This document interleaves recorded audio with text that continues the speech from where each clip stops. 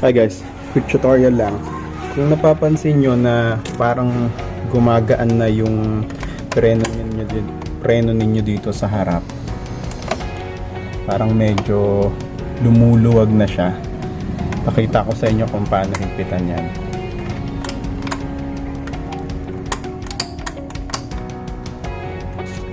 Dito sa bandang baba, sa harap, sa front wheel, may kita kayong ito, parang nut. Yan. Itong nut na yan, yan ang higpitan yan. Nakakonekta yan dito. Yan. So that's going to the rear wheel brake. So wala kayo ng wrench. Itong gamit ko ay snap and grip. Pero kung meron kayong mga size 11, 10, yan, kasya yan. So click nyo lang, then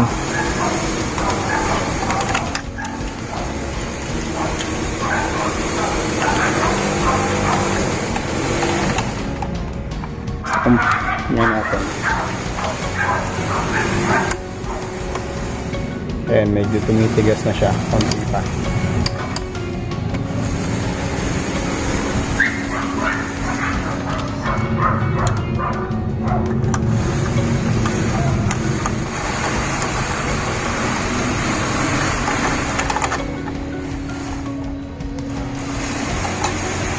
Tingnan natin. Ayan o, papansin nyo, humigpit na siya. Medyo matigas na siya. Ayan. So, ganun lang. Para mahigpitan nyo yung inyong front.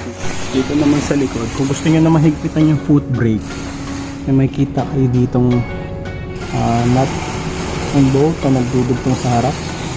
Ayan lang yung kailangan yung higpitan. Gamit ulit tayo ng wrench.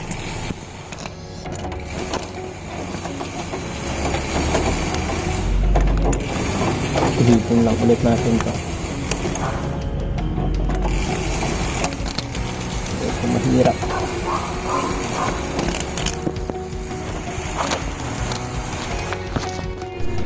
Dito naman sa likod, mayroong dalawa dito na nut na nagdudugtong sa preno sa likod, sa harap, I mean. So ito actually, ito natin hihigpitan yan. Pwede natin actually yung kamayin. Kaya naman siya, di mo kailangan gumamit ng tool. So ikot mo lang yan.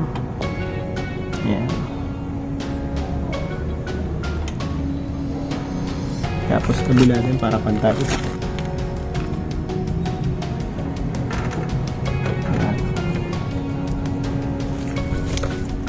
Papansin nyo may significant change na. Ayan o, ito medyo bigat na talaga siya.